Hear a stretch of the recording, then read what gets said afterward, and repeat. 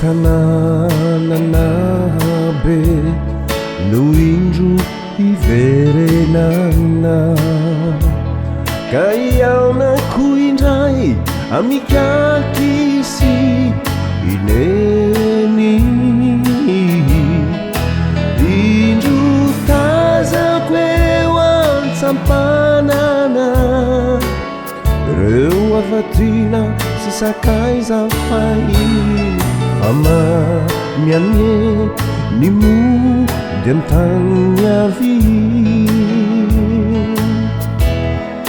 reo nohitsena iampitiavana feno afaliana aravona sy tsiky fama miane ny mody antany avy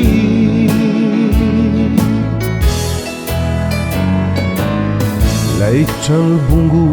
mbola mijoro efa simba maina ny tontolo lay bozaka maintso filalaovanay taloha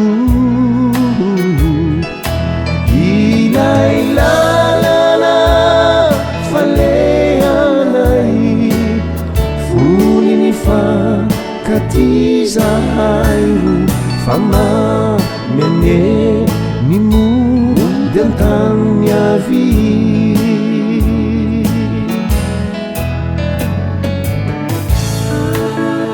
rehefa ny foavy eo dia nitodika sy mijery fa rindrina efatra no tazako manodidina teo vao tonga saina fa aizana nofy nofinofy daholo kely izy nefa fantatro fa ho tanteraka ifampitantana indray isika fama miane ny mody antany avy eny hoavitsena hay daholo